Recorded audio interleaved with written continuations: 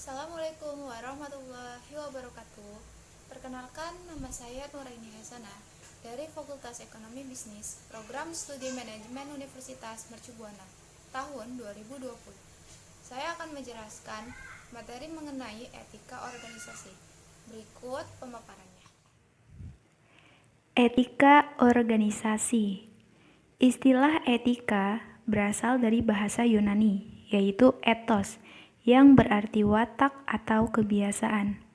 Etika adalah suatu sikap dan perilaku yang menunjukkan kesediaan dan kesanggupan seorang secara sadar untuk mentaati ketentuan dan norma kehidupan yang berlaku dalam suatu kelompok masyarakat atau suatu organisasi.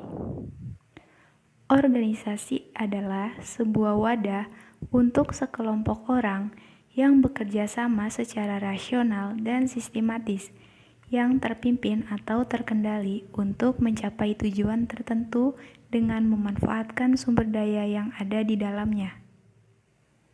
Pembagian organisasi ada dua macam, yaitu organisasi modern dan organisasi tradisional. Organisasi modern memandang semua unsur organisasi sebagai satu kesatuan dan saling ketergantungan, yang di dalamnya mengemukakan bahwa organisasi bukanlah suatu sistem tertutup yang berkaitan dengan lingkungan yang stabil, akan tetapi organisasi merupakan sistem terbuka. Organisasi tradisional memandang organisasi sebagai sebuah sistem tertutup, di mana semua unsur diperhatikan dan berada di bawah pengendalian pihak manajemen. Prinsip-prinsip etika. Yang pertama, prinsip keindahan. Prinsip ini mendasari segala sesuatu yang mencakup penikmatan rasa senang terhadap keindahan. Berdasarkan prinsip ini, manusia memperhatikan nilai-nilai keindahan dan ingin menampakkan sesuatu yang indah dalam perilakunya.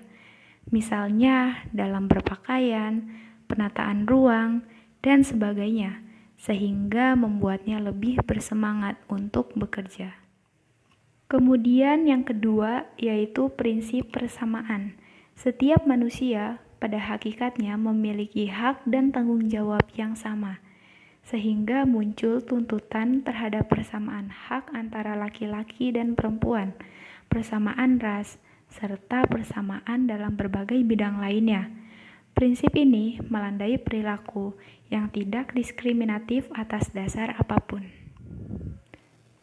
Kemudian yang ketiga yaitu prinsip kebaikan.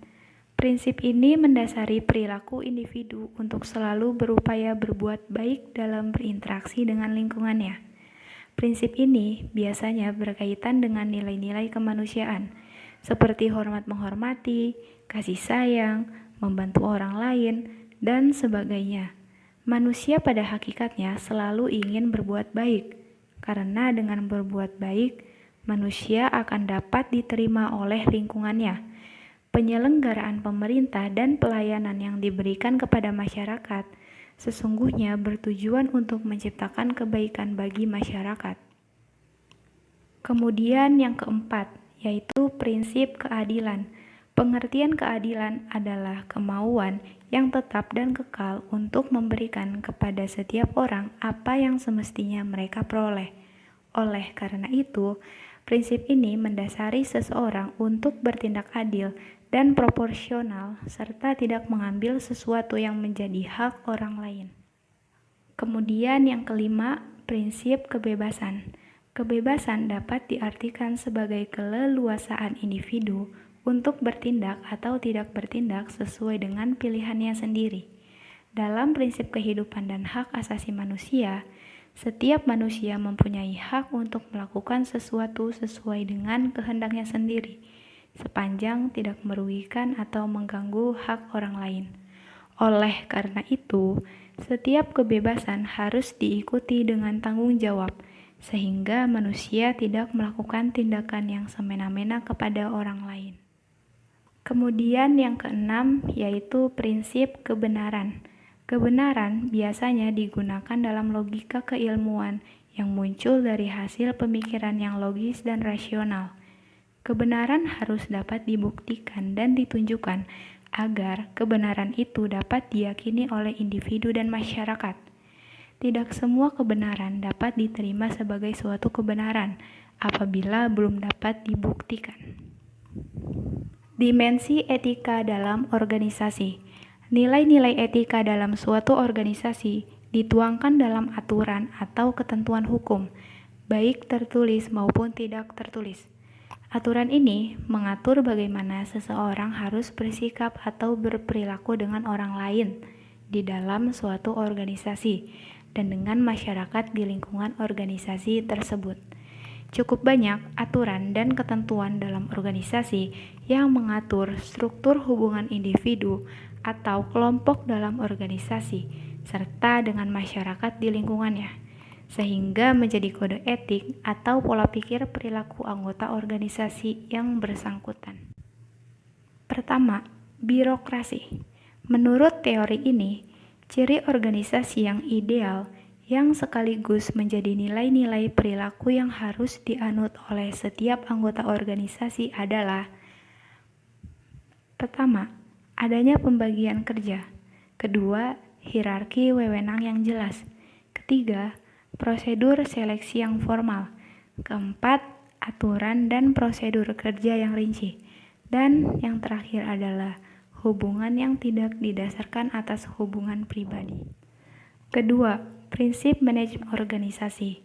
Prinsip ini mencakup pembagian kerja, wewenang, disiplin, kesatuan perintah atau komando, koordinasi, mendahulukan kepentingan organisasi, inisiatif, dan kesetiakawanan kelompok. Ketiga, pembagian kerja. Pembagian kerja yang sangat spesifik dapat meningkatkan kinerja dengan cara membuat para pekerja lebih produktif. Para spesialis dipandang akan sangat mahir dengan spesialisasinya karena hanya melakukan bagian tertentu dari suatu pekerjaan. 4. Wewenang. Untuk dapat melaksanakan tugas dengan baik, setiap anggota harus diberi kewewenangan tertentu yang seimbang dengan tugas yang diberikan. Selanjutnya, setiap wewenang yang diberikan harus diikuti dengan tanggung jawab yang seimbang pula. 5. Disiplin. Para anggota harus menaati dan menghormati peraturan yang mengatur organisasi.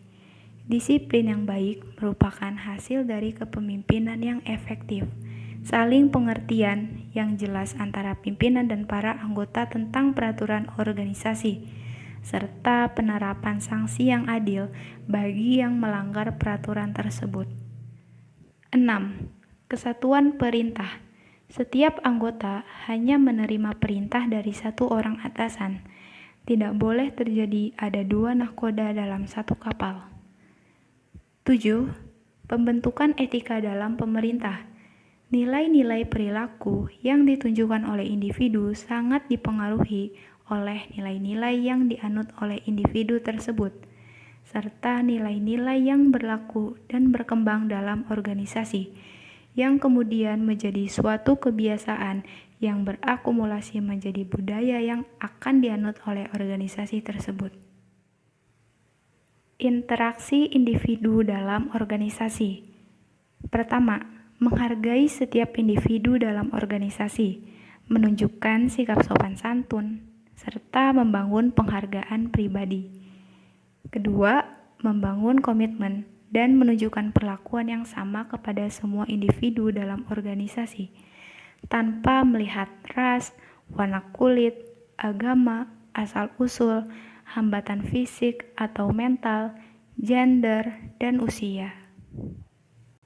Yang ketiga, meyakinkan para individu dalam organisasi untuk menyampaikan opininya tentang kebijakan dan praktek-praktek organisasi dengan berkomunikasi secara terbuka. Yang keempat, menyediakan dan memelihara lingkungan organisasi yang kondusif, sehat, dan teratur.